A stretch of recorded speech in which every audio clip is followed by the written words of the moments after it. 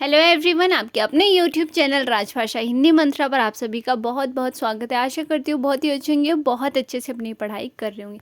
आज का हमारा टॉपिक होने वाला है दिसंबर 2010 का पीवाईक्यू। हमने जून का ऑलरेडी हमने कर लिया है, जून 2010 के, जिसके हमने 2 क्लासेस में सभी पीवाईक्यूज़ हमने मतलब कि जितने भी क्वेश्चंस थे 50 क्वेश्चंस थे, जिसको हमने 2 क्लास में किया था और उसकी व्याख्या बहुत ही डिटेल में देखी थी। ठीक है, आज हम करने वाले हैं दिसंबर का प्रीवियस ईयर सॉल्व करेंगे, जिसमें कि दिसंबर वाले में 50 ही क्वेश्चंस है। स्टार्टिंग में क्या होता था कि 50-50 क्वेश्चंस आते थे, अब 100 आते हैं हिंदी में हमारे। पहले 50-50 करके 2 पार्ट्स होते हैं। ठीक है, तो बिना किसी देरी के आज की क्लास शुरू करते हैं। और अगर आपने पिछली क्लासेस नहीं देखी हैं तो वो आपको चैनल पे मिल जाएंगी। और मैं ट्राई करूँगी, आज ट्राई नहीं, आज पक्का कर दूँगी कि पीवाईक्यू के लिए क्या करूँगी कि आप लोगों के लिए एक प्लेलिस्ट बना दूँगी, जिसमें आपको 2010 से लेकर के 23 तक के सभी पीवाईक्यूज़ इजीली मिल जाएंगे, आपको भटकना नहीं पड़ेगा। ठीक है, तो बिना किसी देरी के शुरू करते हैं। सबसे पहला प्रश्न देखो क्या है। सबसे पहला प्रश्न है, साहित्यिक अपभ्रंश को पुरानी हिंदी किसने कहा है?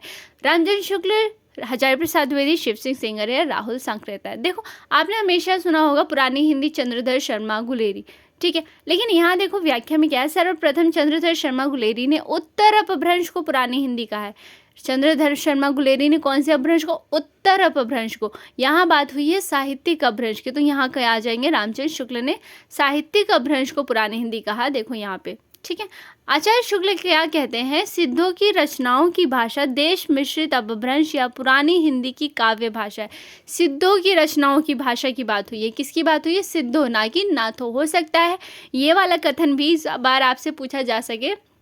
सिद्धों हटा दिया जाएगा, लिख दिया जाएगा डैश की रचनाओं की भाषा देश मिश्रित अपभ्रंश या पुरानी हिंदी की काव्य भाषा है। ये किसके बारे में कहा गया है? सिद्धों के बारे में या नाथों के बारे में? तो यहाँ क्या आ जाएगा आंसर? सिद्धों के बारे में रामचंद्र शुक्ल कह रहे हैं।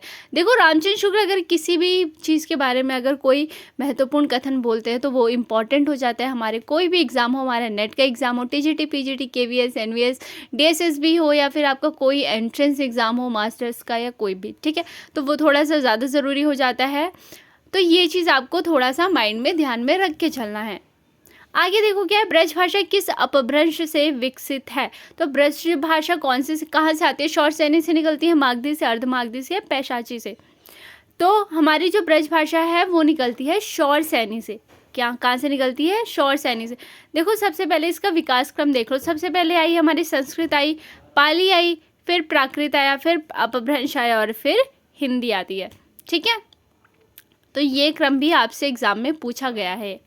अब लो नसानी अब न नसै हो, ये क्या है? पंक्ति है जो कि किसकी है? तो ये पंक्ति है तुलसीदास जी की। इस पंक्ति को आप याद कर लें, क्योंकि एक तो बहुत चर्चित पंक्ति है तुलसीदास की, और ऊपर से बहुत ही महत्वपूर्ण पंक्ति है, और बहुत कह सकते हैं कि थोड़ी सी सरल भी है, तो आपको इजीली याद हो जाएगी, कोई प्रॉब्लम भी नहीं होगी याद करने में। तो आपने क्या करना है कि ये वाली पंक्ति आपको थोड़ा सा माइंड में रखना है। नीचे देखो व्याख्या में कुछ पंक्तियां दी गई हैं सूरदास, मीराबाई, कबीरदास की, जो थोड़ी सी महत्वपूर्ण है, तो इसको देख के चलो। हो सकता है प्रश्न आपका यहाँ से एक आधा फंस जाए। ठीक, अब लो नसानी अब न नसाई हो है तुलसीदास की। ठीक, मेरे नैने बिरह की बेलबई, ये सूरदास की है। किसकी है? सूरदास की है। घायल की गति घायल जाने और न जाने कोई, ये तो शायद आपने सुना ही होगा, ये मीराबाई की पंक्ति है। घायल की गति घायल जाने और न जाने कोई। लोग ये पंक्ति क्या क्या कर मतलब कि नॉर्मल डेली लाइफ में भी कभी कभी यूज़ आपने कभी न कभी किसी खासकर बड़े बुजुर्गों के मुँह से बहुत सुनी होंगी ये पंक्ति, जहाँ तक मुझे ऐसा लगता है। हरी मोरा पीऊँ मैं हरी की बहुरिया, ये तो बहुत ही चर्चित पंक्ति है जो कि कबीरदास जी की है। क्या कहते हैं कबीरदास? हरी मोरा पीऊँ मैं हरी की बहुरिया। ठीक है, याद रहेंगी ये चीज़ें। आगे देखो क्या है, राउलवेल किसकी रचना है? तो राउलवेल किसकी है? रोड़ा कवि की। किसकी है? रोड़ा कवि की। चंद्रबरदाई की क्या है? पृथ्वीराज रासो है। दामोदर शर्मा की क्या है? उक्ति व्यक्ति प्रकरण स्वयंभू की पौम चरियू।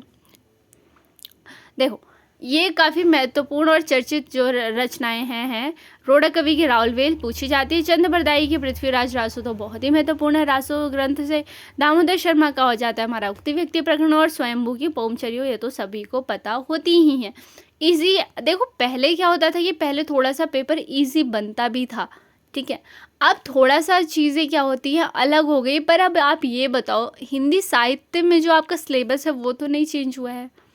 पैटर्न ही चेंज किया है ना एनटीए ने, बस सिलेबस तो नहीं चेंज किया है। या फिर जो आपके कवि थे, पहले जो रचनाकार हुए थे उनको तो नहीं बदल दिया कि पहले कबीर थे, हो गए हमारे स्वयंभू, हो गए तुलसीदास, हो गए मीराबाई, हो गए सूरदास या सुमित्रा नंदन पंत, भारतेंदु। अब ये सब तो चीज़ें सेम ही है ना। पहले ये था कि रचनाएं पूछ ली जाती थी कि ये रचना कौन सी है, बेसिक सा क्वेश्चन, ठीक है, जो कि बहुत रट करके कर देते। अब क्या करते हैं कि अब उस रचना से थोड़ा सा डेप्थ में क्वेश्चंस आते हैं, ठीक है।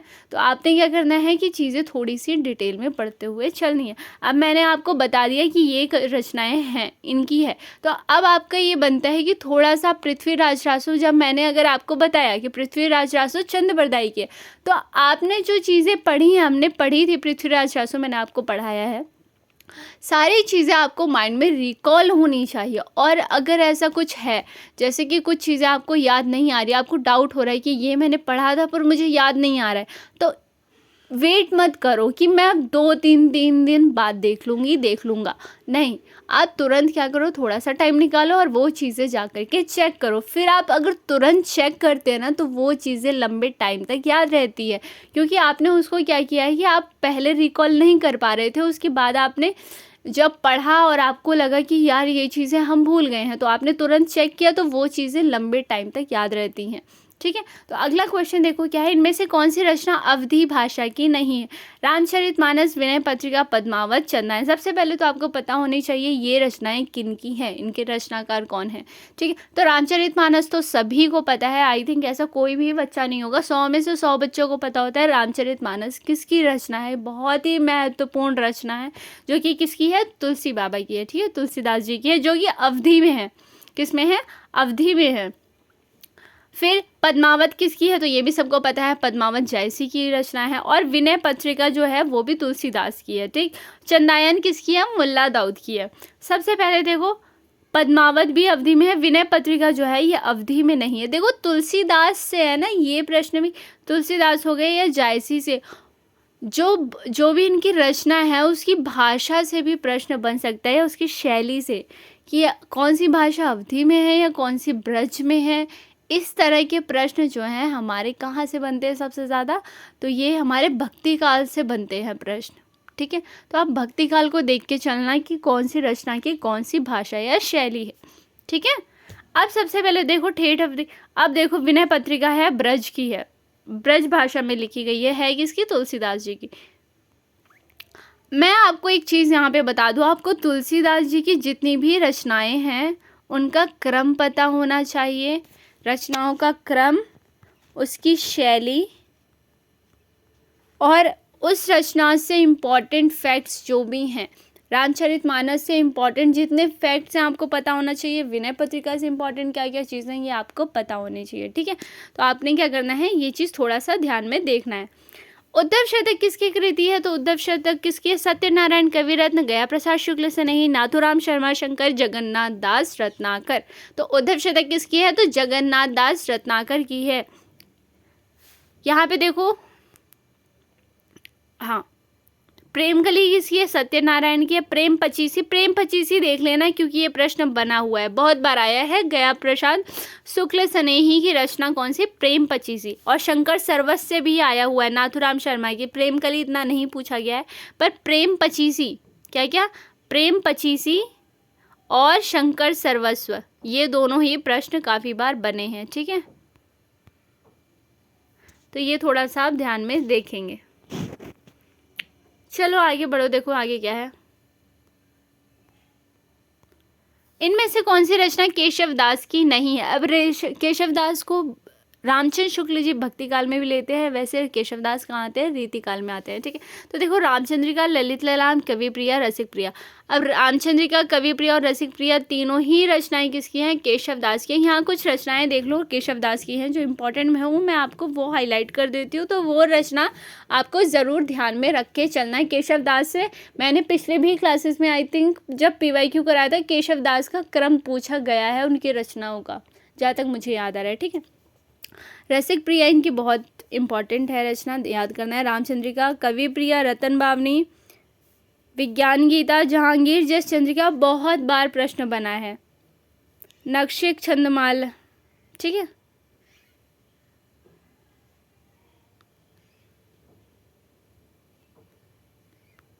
ठीक। और अब देखो ये ललित ललाम किसकी है, तो ये किसकी है, मतीराम की है। मतीराम की है ललित ललाम। ललित ललाम, सतसई, अलंकार पंचशिका तथा वृत्त कौमुदी। मतीराम की वृत्त कौमुदी है जो रचना बहुत बार पूछी गई है। ललित ललाम भी बहुत बार पूछी गई है, तो ये चीज़ आपको थोड़ा सा ध्यान में रखना है। ठीक है, इतनी चीज़ें क्लियर हो गई। आगे देखो क्या है, निराला कृत राम की शक्ति पूजा की रचना का आधार ग्रंथ कौन सा है। राम की शक्ति पूजा निराला की बहुत महत्वपूर्ण रचना है। ठीक है, श्रीकांत त्रिपाठी निराला की बहुत महत्वपूर्ण रचना है। कौन सी, राम की शक्ति पूजा। तो इसको थोड़ा सा ध्यान में देख के चलो। आधार ग्रंथ क्या है इनका, तो इनका आधार ग्रंथ है कृत्तिवास रामायण। देखो पहले ऐसे ही प्रश्न बनते थे, और आधार ग्रंथ वगैरह इस तरह से कि कौन से, इस ग्रंथ को लिखने में कौन से ग्रंथ का आधार लिया है या फिर ये कहाँ से लिया गया है, इस तरह से प्रश्न अभी भी बहुत बनते हैं। और ये बल्कि कि ये ज़्यादा कह सकते हो कि ट्रेंड पे है कि इस तरह के ज़्यादा क्वेश्चंस पूछता है एनटीए। ठीक है, तो ये चीज़ें थोड़ा सा माइंड में रखनी है आपको। बहुत बेसिक क्वेश्चंस अब नहीं आते, सच्चाई यही है। आप जितनी जल्दी इसको मान लें उतना ही आपके लिए अच्छा है। बहुत टाइम नहीं बचा है एग्ज़ाम में। ठीक।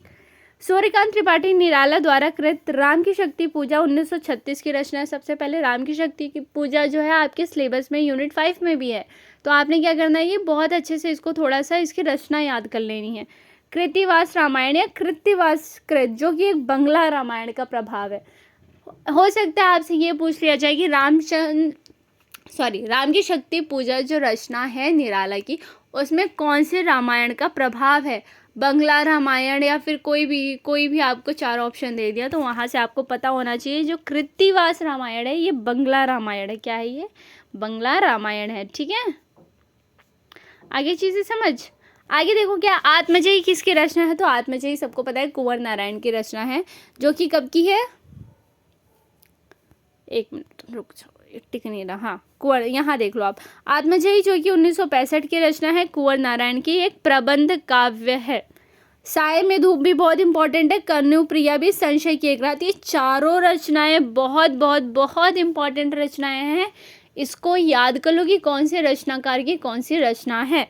संशय की एक रात जो कि है नरेश मेहता की, कन्नुप्रिया है धर्मवीर भारती, और साय में धूप दुष्यंत कुमार का है। बहुत बार पूछा गया है, ये चारों रचनाएं बहुत रिपीट हुई हैं। इसका मतलब ये नहीं कि आगे नहीं हो सकती, बिल्कुल हो सकती हैं। तो आपने क्या करना है, थोड़ा सा माइंड में रख के चलना है।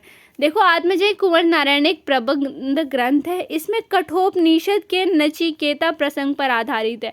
हो सकता है आपसे पूछ लिया जाए कि कुंवर नारायण के 4 ग्रंथ या फिर 4 रचनाएं दे दी जाएंगी, जिसमें से पूछ लिया जाएगा कि कौन से में कठोपनिषद के नचिकेता प्रसंग पर कौन सी रचना इनकी आधारित है। इसी तरह से प्रश्न बनाए जाते हैं, एनटीए इसी तरह से प्रश्न पूछता है।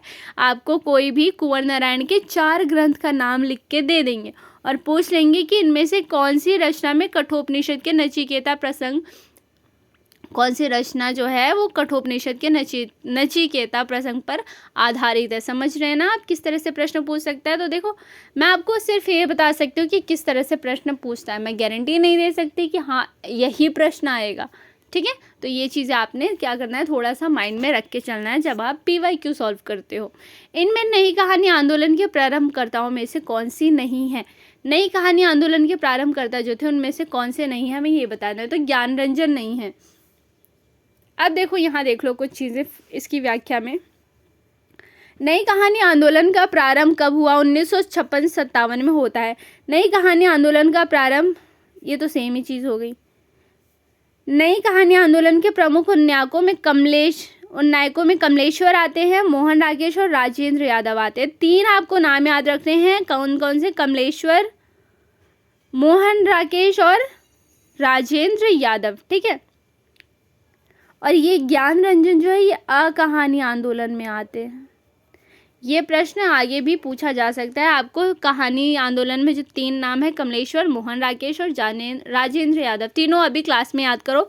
कमलेश्वर, मोहन राकेश और राजेंद्र यादव, जो कि नई कहानी आंदोलन के प्रमुख नायक है, जबकि कहानी आंदोलन के हैं ज्ञान रंजन। ठीक है, याद रहेगा। आगे देखो क्या इनमें कौन सा महाकाव्य नहीं है। देखो मैंने बताया था शैली इन सब से प्रश्न बनता है, तो अब बताओ इसकी विधा क्या है। विधा से प्रश्न बनता है साकेत, कामायनी, महाप्रस्थान, प्रियप्रवास। सबसे पहले आपको ये चारों रचनाएं देखते ही आपको सबसे पहले क्या माइंड में आना चाहिए कि इनके रचनाकार कौन हैं।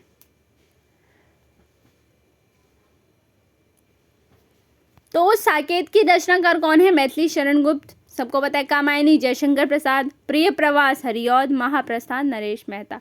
ठीक है, इनका प्रकाशन वर्ष देख लेना। आप देखो साकेत एक महाकाव्य है, कामायनी भी महाकाव्य है, प्रिय प्रवास भी महाकाव्य, पर महाप्रस्थान क्या है? प्रबंध काव्य है।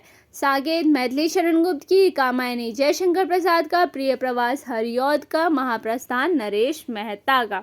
ठीक है, प्रिय प्रवास जो कि 1914 की रचना है। देखो ये जो आपके सिलेबस में और ये जो थोड़े से महत्वपूर्ण वाले हो जाते हैं ना, ये थोड़ा ज़्यादा ध्यान से देख लिया करो। ठीक है, इनकी रचना याद कर लिया करो और वर्ष भी। हरिऔध को खड़ी बोली हिंदी का प्रथम महाकाव्य माना जाता है, ये तो सभी को पता है। और प्रिय प्रवास का सर्वप्रथम नाम ब्रजांगना विलाप था। ये प्रश्न मुझे जहाँ तक याद है अभी नहीं पूछा गया है, पूछा जा सकता है। ठीक है, खड़ी बोली के प्रथम महाकाव्य कौन सी है? पूछा गया है प्रिय प्रवास। ठीक है, इसके सर्ग पूछे गए हैं या खंड कह लो, जो कह लो, ये भी पूछा गया है। इसका सर्वप्रथम नाम ब्रजांगना विलाप मुझे जहाँ तक याद आ रहा है कि नहीं पूछा गया है। ठीक है, तो हो सकता है पूछा जाए, तो आपने क्या करना है, थोड़ा सा ये याद रखना है। ठीक है, आगे देखो आगे क्या है। डिंगल भाषा का संबंध किस साहित्य से है? तो डिंगल और पिंगल आपने बहुत पढ़ा है ना। तो अब ये हमें बताना है कि इसका संबंध किससे, कौन कौन सी भाषा को मिला करके डिंगल बनती है और कौन सी भाषा को मिला करके पिंगल बनता है। तो सबसे पहले हमारा डिंगल कैसे बनता है? अपभ्रंश और राजस्थानी से बनता है। कौन सा? अपभ्रंश और राजस्थानी से, राजस्थानी साहित्य से मिलके क्या बनता है हमारा डिंगल। और पिंगल कैसे बनता है? हमारे ब्रज भाषा से। यहाँ देखो लिखा है अपभ्रंश प्लस राजस्थानी मिलाने से डिंगल बनता है, अपभ्रंश और ब्रज से मिलाने से पिंगल बनता है। ठीक है, याद रखना ये वाला। मैं बोरी शाइल्ला किसकी रचना है? तो मैं बोरी शाइल्ला किसकी रचना है? अनामिका, मैत्रेयी, पुष्पा, चित्रा मुदगल या महुआ माझी। तो मैं बोरी शाइल्ला महुआ माझी की रचना है। और वहीं पर अनामिका किसकी है? वांतर कथा। अनामिका की जो रचना है वो कौन सी है? अवांतर कथा। मैत्रेयी पुष्पा की क्या है? गोमा हस्ती है। चित्रा मुदगल का है जहर ठहरा हुआ। ठीक है, मैं बोरी, देखो इसमें सबसे इम्पोर्टेंट बताऊं कौन सी है, तो वो यही है मैं बोरी शाइल्ला। ठीक है, ये ज़्यादा थोड़ा मतलब कि ज़्यादा हो सकता है पूछा जा सके, थोड़ा सा ज़्यादा इम्पोर्टेंट है ये। ठीक है, निम्नलिखित रचनाओं में आत्मकथा कौन सी नहीं है? अब मैंने आपको आत्मकथा जीवनी ऑलरेडी ट्रिक से बहुत इजी वे में कोशिश किया है कि मैंने आपको याद करा दिया हो। अगर आपको याद नहीं हुए हैं तो मैं वही कहूँगी 1 से 2 बार क्लास कर लो। जीवनी, आत्मकथा, ये सारी चीज़ें ऐसी हैं कि आप अगर किसी क्लास से याद करते हो तो आपको बहुत अच्छे से याद हो जाता है और चीज़ें नहीं भूलती। क्यों? क्योंकि थोड़ा सा इधर उधर का मतलब कि थोड़ा ट्रिक कह लो, हंसी मजाक जो कह लो आप, उससे क्या होता है ये चीज़ें थोड़ा सा माइंड में रह जाती हैं। ठीक है, और कोई कन्फ्यूज़न भी नहीं रहती है और याद भी हो जाती हैं। निम्नलिखित रचनाओं में आत्मकथा कौन सी नहीं है? मेरी आत्मकहानी, मेरी जीवन यात्रा, माटी की मूर्तें, मेरी असफलता। देखो अब सबसे पहले मेरे यहाँ अगर जिसको आत्मकथा चलो सारे याद हैं उसकी वो अच्छी बात है। जिसको पता है मेरी आत्मकहानी, मेरी असफलताएं, माटी की मूर्तें हो गई, मेरी जीवन यात्रा, अगर जिसको नहीं पता है वो मेरी जीवन यात्रा पे जाएगा। क्यों? वो इसकी विधा क्या मानेगा? जो हमारी यात्रा विधा जो है हमारी वो मान लेगा। ठीक है, कि जीवन यात्रा है, यात्रा वाला जो था वो वाला होगा। पर नहीं, मेरी जीवन यात्रा किसकी थी? तो मैंने आपको ट्रिक बताया था कि राहुल जी हैं, वो पीएम बनना चाह रहे, तो उनकी आज तक की वो क्या बता रहे हैं? अपनी यात्रा, जीवन यात्रा बता रहे हैं। ठीक है, तो इस तरह से मैंने आपको ट्रिक से करवाया था, तो आपको याद होगा। मेरी आत्मकहानी मैंने क्या बताया था कि मेरी दी है श्याम जिनका नाम है, तो वो क्या अपनी कहानी ही बताती रहती, तो दूसरे की सुनती ही नहीं है, ठीक है। तो इस तरह से मैंने आपको ये याद करा दिया था। मेरी असफलताएं मैंने क्या बताया था, मैंने गुलाब से बताया था कि जब आप किसी को गुलाब देते हैं, या कोई लड़का हो लड़की हो, नायक हो नायिका हो, कुछ भी मान लो, कुछ भी, ठीक है, कोई गुलाब दे रहे हैं, अब सामने वाले ने भाई रिजेक्ट कर दिया है, तो क्या हो गया, असफल ही हुआ इंसान, है ना। तो इस तरह से मैंने असफलताएं से क्या बताया था, गुलाब राय, ठीक है। अब बची हमारी क्या, माटी की मूर्ति। ये तो रामवृक्ष बेनीपुरी की है, और ये एक रेखा चित्र है, आत्मकथा नहीं है, ठीक है। आगे देखो अगला क्वेश्चन क्या है, मेरे राम का मुकुट भीग रहा है, किसका निबंध है। तो मेरे राम का मुकुट भीग रहा है किसका निबंध है, विद्यानिवास मिश्र का, जो कि आपके सिलेबस का है। अब देख पा रहे होगे कि बहुत क्वेश्चन, कुछ नहीं तो भी हमने 15 क्वेश्चन अगर सॉल्व किए हैं, तो 5 क्वेश्चन के करीब आपके सिलेबस से ही बना है। अगर आपने सिलेबस ही बहुत अच्छे से देखा है, मैंने फर्स्ट डे ही फर्स्ट क्लास में आपको बोला था कि आप कोशिश करो सिलेबस रट जाओ, घोल के पी जाओ। सिलेबस से बहुत प्रश्न घुमा फिरा के दिया जाता है, जहाँ से आपके कुछ नहीं तो भी 10 से 12 क्वेश्चंस, मतलब कि उसकी सिर्फ सिलेबस अगर आपको रटा है, उसकी वजह से आपके 10 से 12 क्वेश्चन सही हो सकते हैं, ठीक है। तो मेरे राम का मुकुट भीग रहा है किसका निबंध है, तो विद्यानिवास मिश्र का है, जो कि आपके सिलेबस में भी लगा है, जो कि बहुत अच्छा क्या है, बहुत अच्छा निबंध है, मेरे राम का मुकुट भीग रहा है, ठीक है। अब देखो यहाँ कुबेर नाथ राय के कुछ निबंध देख लो। प्रिया नीलकंठी बहुत इंपॉर्टेंट है। पगडंडियों का जमाना, ठेले पर हिमालय। मैं कहूँगी कि आपको चारों के चारों निबंध याद होने चाहिए, इनमें से एक भी आपको स्किप नहीं करना है। चारों निबंध का नाम पता होना चाहिए, इनके रचनाकार पता होना चाहिए, ठीक। कुबेर नाथ राय है, प्रिया नीलकंठी, हरिशंकर परसाई का है पगडंडियों का जमाना, और धर्मवीर भारती का ठेले पर हिमालय। धर्मवीर भारती के जितने निबंध है सभी याद कर लो, ठीक है। आगे देखो क्या है, अगला प्रश्न है, निम्नलिखित में से कौन सा नाटक सुरेंद्र वर्मा कृत नहीं है। छोटे सैयद, बड़े सैयद, द्रौपदी, बादशाह गुलाम बेगम, सेतुबंद। तो देखो छोटे सैयद, बड़े सैयद, द्रौपदी और सेतुबंद, ये सभी क्या है, सुरेंद्र वर्मा के ही नाटक हैं। बादशाह गुलाम बेगम इनका नहीं है। बादशाह गुलाम बेगम, एक मिनट देखो, हाँ देखो, नरमेद, बादशाह गुलाम बेगम, प्रजा ही रहने दो, घोड़ा और घास, चेहरे चेहरे किसके चेहरे, केवल मेरा नाम लो, काठ की तोप, ये सब गिरिराज किशोर के नाटक है। किसके हैं ये, गिरिराज किशोर के। जबकि द्रौपदी, अब मैं आपको रुको यहाँ पे ना मैं मार्क करा देती हूँ जो आपको याद करने हैं। द्रौपदी, सेतुबंद, 8वां सर्ग, छोटे सैयद, बड़े सैयद, शकुंतला की अंगूठी, कैदे हयात, ये सुरेंद्र वर्मा की ये नाटक है। और एक ये नायक खलनायक विदूषक, ठीक है। ये कुछ नाटक है, कितने हो गए, 1 2 3 4 5 6 नाटक है जो कि सुरेंद्र वर्मा के हैं। मैं कहूँगी कि आपको ये 6 के 6 पता होने चाहिए। क्यों, क्योंकि ये 6 जो मैंने आपको बताए ये आपके एग्ज़ाम में ऑलरेडी आए हुए नाटक हैं, ठीक है। आगे देखो अगला प्रश्न क्या है, अरे आयावर रहेगा याद किसके द्वारा रचित यात्रा वृत्त है। अब बताओ कि ये सिलेबस में आपके है या नहीं है। अरे यायावर रहेगा याद आपके सिलेबस में है ना, और यूनिट 10 में है। आप देखना जाके, अगर आपके पास सिलेबस है तो आप अभी चेक कर लो, नहीं है तो क्लास के बाद देख लेना, लेकिन आपके सिलेबस में है अरे यायावर रहेगा याद। अब जिसने सिलेबस पढ़ा है, जिसको पता है, अगर अरे यायावर रहेगा याद का अगर वर्ष भी समय भी पूछा होता वो बच्चा सही कर देता।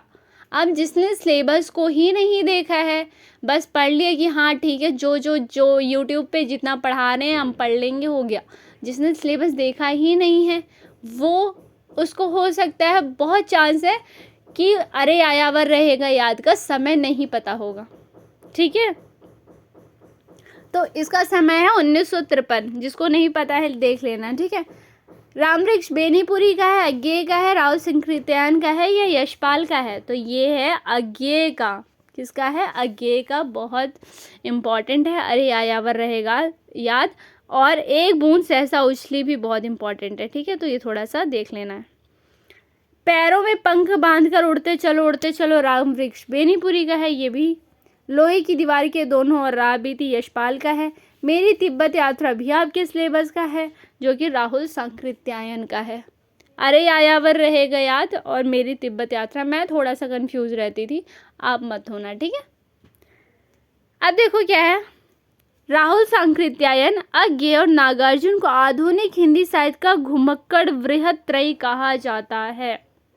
देखो यहीं से आपको काफ़ी इंपॉर्टेंट फैक्ट्स मिल जाते हैं, आपको ढूंढने की ज़रूरत ही नहीं पड़ेगी, यहीं मिल जाएंगी इतनी सारी चीज़ें। आप PYQ सॉल्व करने बैठो, आपका अच्छी खासा रिवीजन हो जाता है और आपको बहुत सारी चीज़ें भी नई नई पता चलती है। अच्छा, इस तरह से भी प्रश्न बनते हैं, अच्छा यहाँ से हो सकता है कि अगली बार प्रश्न आ जाए, पर वो चीज़ें आपको ऑब्जर्व करनी पड़ती हैं। आंख बंद करके PYQ सॉल्व करते चलोगे कि हाँ किसी ने करा दिया, आप करते रहे बस, ठीक है, हाँ या रट लिया बस, तो उससे नहीं होती हैं चीज़ें, ठीक है। आगे देखो अगला क्वेश्चन क्या है। आगे क्वेश्चन है, निम्नलिखित में से कौन मार्क्सवादी समालोचक नहीं है? तो मार्क्सवादी समालोचक कौन नहीं है? तो नंदुलारे वाजपेयी। नंदुलारे वाजपेयी छायावादी, प्रभाववादी, सौष्ठववादी इत्यादि प्रकार के आलोचक है। कैसे कैसे? छायावादी, प्रभाववादी और सौष्ठववादी, ठीक है। शिवदान सिंह चौहान, रामविलास शर्मा और नामवर सिंह क्या है? मार्क्सवादी, प्रगतिवादी या प्रगतिशील आलोचक है। तो याद रखना, मार्क्सवादी, प्रगतिवादी और प्रगतिशील आलोचक कौन कौन है? तो शिवदान सिंह चौहान है, रामविलास शर्मा और नामवर सिंह है, ठीक है, याद रहेगा। काव्य शोभा करान, ये थोड़ा सा मेरे को मुश्किल होता है हमेशा से पढ़ने में, तो देख लो। काव्य शोभा, एक मिनट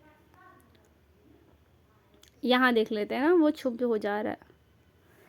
काव्य शोभा करांधर्मान अलंकार प्रचक्षते, ठीक है, मुझे याद नहीं रहता। मैं क्या करती हूँ, इसको ना शॉर्ट में याद रखती हूँ, मुझे इतना लंबा याद नहीं रहता है।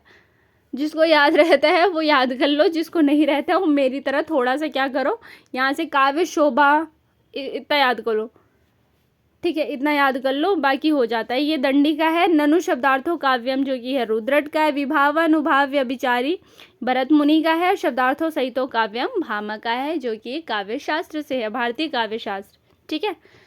मुझे इतना लंबा ये कभी भी याद नहीं रहा, ठीक, जितना जब मैंने पढ़ा था मुझे कभी याद नहीं रहता था। मैं क्या करती थी, छोटा सा याद कर लेती, काव्य शोभा इतना याद हो गया, या प्रचक्षते याद कर लो, ठीक है, याद रहेगा कि ये दंडिका है। ननु शब्दार्थो काव्यम तो याद ही रहता है हमेशा। विभावानुभाव व्यभिचारी, ये तो सुनते सुनते याद हो गया था मुझे, ठीक, तो आप भी याद कर सकते हो। विभावानुभाव व्यभिचारी, विभाव, अनुभाव और व्यभिचारी भरत मुनि का है। शब्दार्थों सहितो काव्यम भामा का है। आगे देखो क्या है, संतो आई भाई आई ज्ञान की आदि रे पंक्ति में कौन सा अलंकार है? अब देखो अलंकार भी अब क्या है कि अब पहले थोड़े से कम ही भाषा विज्ञान से क्या होता था कि हमारी जो बोलियां थी या कौन सी भाषा कहाँ से निकलती है, या हमारे संविधान में कौन कौन सी भाषा को दर्जा मिला है या अनुच्छेद, यहाँ से प्रश्न बनते थे, ठीक है। पर अब क्या है, भाषा विज्ञान में आपके व्याकरण से भी काफ़ी प्रश्न बनते हैं। अलंकार हो गया, या फिर कह लो और क्या, छंद से भी प्रश्न आ जाते हैं। मतलब काफ़ी जितना आपका व्याकरण वाला पोर्शन आपके उसमें सिलेबस में है, वहाँ से अब काफ़ी व्याकरण के प्रश्न पूछे जाते हैं। तो आपने क्या करना है, थोड़ा सा व्याकरण देख लेना है, ठीक है।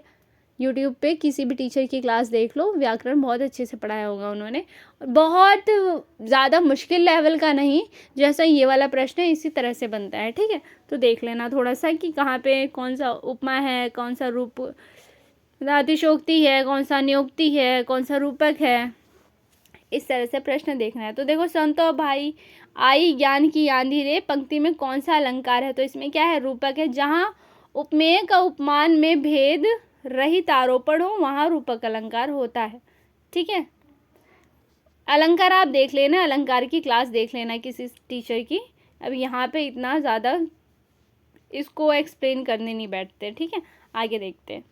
निम्नलिखित रचनाओं का कालक्रम अनुसार सही अनुक्रम देखो। देखो इसमें क्या है, कुछ रचनाएं हैं और उनका हमें क्या करना है, कालक्रम देखना है, यानी कि उनका क्या समय, अगर आपको पता होगा तो इजी हो जाएगा। समय नहीं पता होता तो थोड़ा सा ना माइंड में रिकॉल क्या करो कि ये रचना आदिकाल की है तो पहले आनी चाहिए, ये वाली भक्ति काल की है तो उसके बाद आनी चाहिए। इस तरह से भी थोड़ा सा ट्रिक के थ्रू थोड़ा सा माइंड में करके चीज़ आप कर सकते हो। देखो रामचरितमानस है, रामचंद्रिका, वैदेही वनवास, राम की शक्ति पूजा। तो सबसे पहले रामचरितमानस किसकी आ जाती है, देखो तुलसीदास की, मैंने आपको बताया था। अब रामचंद्रिका देखो केशव की है, अभी हमने केशव की रचनाएं की। अब देखो इसी तरह से जैसे कि हमने अभी PYQ कर रहे हैं। अब आप कहोगे कि सेम क्वेश्चन तो आया नहीं, केशव, आपने केशव की रचनाएं याद करा दिया, नहीं आया। देखो यहाँ आ गया ना केशव की एक रचना। अब अगर आपने केशव की रचनाएं याद की थी कि केशव की रामचंद्र क्या है, तभी तो यहाँ आप कर पाएंगे। तो क्वेश्चन डायरेक्ट रिपीट नहीं होते हैं, इस तरह से आते हैं। मैं ये चीज़ आपको समझाना चाह रही थी, ठीक है। आप खैर समझ भी रहे होंगे, बड़े बच्चे आप लोग, तो आपको तो पता ही होती हैं चीज़ें, बट ऐसे होता है, ठीक है। तो इसको थोड़ा सा आपने देख के चलना है। वैदेही वनवास किसका है, तो अयोध्या सिंह उपाध्याय हरिऔध का है, ठीक है, वैदेही वनवास। और राम की शक्ति पूजा तो है ही, सबको पता है, निराला की है, तो इसका क्या हो जाएगा आंसर, बी। देखो मैं तो कहूँगी ये जो चारों रचनाएं हैं, राम की शक्ति पूजा भी आपके सिलेबस में है ना। तो और रामचरितमानस का प्रकाशन वर्ष सबको पता ही होता है, 1574। जिसे नहीं पता है कोई बात नहीं, आप याद कर लो। पर मुझे ऐसा लगता है कि आपको ये 4 रचनाएं ऐसी हैं जिनका प्रकाशन वर्ष याद कर लेना चाहिए, ठीक है। आगे देखो क्या है, प्रकाशन काल के अनुसार निम्नलिखित हिंदी पत्रिकाओं का सही अनुक्रम बताना है। अब हिंदी पत्रिका जो हुई सबसे पहले वो बतानी है। सबसे पहले आ जाता है क्या हमारा, कवि वचन सुधा, जो कि किसकी है, भारतेंदु की है। किसकी है, कवि वचन सुधा भारतेंदु की है।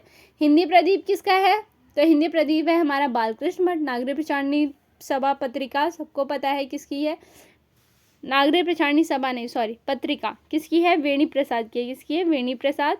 और सरस्वती किसकी है, चिंतामणि घोष की है, चिंतामणि घोष। देखो सरस्वती काफ़ी इंपॉर्टेंट है, कवि वचन सुधा भी काफ़ी है, हिंदी प्रदीप भी। और पत्रिकाएं तो देखो थोड़ी सी जो शुरुआत की है ना वो ज़्यादा इंपॉर्टेंट है, बाद की तो फिर भी नहीं है। अगर आपको पत्रिकाएं करनी है तो मैंने शायद लास्ट क्लास में बोला था कि मैं करा दूंगी, मैं भूल गई, पर मैं करा दूंगी, ठीक है। आप मुझे कमेंट भी नहीं करते हैं तो मैं क्या थोड़ा सा है ना, चीज़ें स्किप हो जाती है, माइंड में इतनी सारी चीज़ें चल रही होती हैं कि स्किप हो जाती हैं कि क्या कराना है क्या नहीं, ठीक है। तो आप थोड़ा सा मुझे क्या कर सकते हैं कि मतलब कि कमेंट सेक्शन में बता सकते हैं कि आपने ये बोला था और आप भूल गए, करा दो, तो मैं वो चीज़ें करा दूँगी, ठीक है। आगे देखो अगला क्वेश्चन क्या है। आज हम सिर्फ 23 क्वेश्चन करेंगे, उसके बाद के बाकी के जो हमारे 26-27 क्वेश्चन बचेंगे वो कल की क्लास में देख लेंगे, ठीक है। काल के अनुसार रचनाकारों का सही अनुक्रम देखना है। अब आदिकाल, भक्तिकाल, या फिर मतलब कि काल के अनुसार देखो क्या है। सबसे पहले लाला श्रीनिवास दास आते हैं, प्रेमचंद आते हैं, अमृतलाल नागर आते हैं, या कमलेश्वर आते हैं। तो सबसे पहले आएंगे हमारे लाला श्रीनिवास दास आएंगे, फिर प्रेमचंद आएंगे, फिर अमृतलाल नागर आएंगे, श्रीनिवास, प्रेमचंद, अमृतलाल, और फिर आएंगे कमलेश्वर। इनका सन देख लो, ये 1851 के आ जाते हैं। प्रेमचंद 1880 के हैं, अमृतलाल नागर 1916 के, और कमलेश्वर है 1932 के, ठीक है। तो आज इतना ही करते हैं, बाकी हम देख लेंगे कल, ठीक है। So thank you so much for watching. अगर आपको क्लास अच्छी लगी हो, हेल्पफुल लगी हो थोड़ी सी भी, तो प्लीज़ वीडियो को लाइक करना, शेयर करना, और चैनल को सब्सक्राइब नहीं किया है तो चैनल को सब्सक्राइब कर लीजिए, और बेल आइकन भी प्रेस कर लेना ताकि आपको टाइम टू टाइम अपडेट मिलता रहे, नोटिफिकेशंस मिलती रहें। जब भी मैं क्लास अपलोड करूं आप लोगों तक नोटिफिकेशन आ जाए, ठीक है। मिलते हैं नेक्स्ट क्लास में जिसमें हम इसका सेकंड पार्ट करेंगे, और फिर हम शुरू करेंगे हमारा 2011 वाला PYQ, ठीक है। और वीडियो को थोड़ा सा शेयर किया कीजिए ताकि बाकी लोगों तक, जिनको थोड़ी सी मतलब कि थोड़ी हेल्प हो जाए, जिनको ज़रूरत है, उन तक भी वीडियो पहुँचे। और आप लोग मुझे कमेंट कर दिया करो कि क्या आपको नेक्स्ट टॉपिक पढ़ना है या क्या चीज़ें मैंने अगर आपको बताने के लिए बोला था कि मैं आपको बता दूँगी बट मैं भूल गई अगर, तो आप लोग क्या किया करो, कमेंट में रिमाइंडर दिला दिया करो, थोड़ा मुझे याद दिला दिया करो। और क्लास कैसी लगी है वो भी बताया करो। कुछ सजेशन है कि नहीं आप इस तरह से पढ़ाओ या ये चीज़ें पढ़ाओ, जो भी आपके माइंड में है, जो भी सजेशन है, जो भी डाउट्स हैं, आप कर सकते हैं। कुछ भी आपको जो भी कमेंट करना हो, सजेशन हो या फिर कोई डाउट हो किसी भी चीज़ से रिलेटेड, तो आप लोग क्या कर सकते हैं, कमेंट कर सकते हैं। ठीक है, thank you so much for watching. मिलते हैं नेक्स्ट क्लास में जिसमें हम करेंगे 2011 के PYQs करेंगे, उससे पहले इसका सेकंड पार्ट करेंगे। ठीक है, चलो तब तक के लिए thank you so much for watching, bye bye.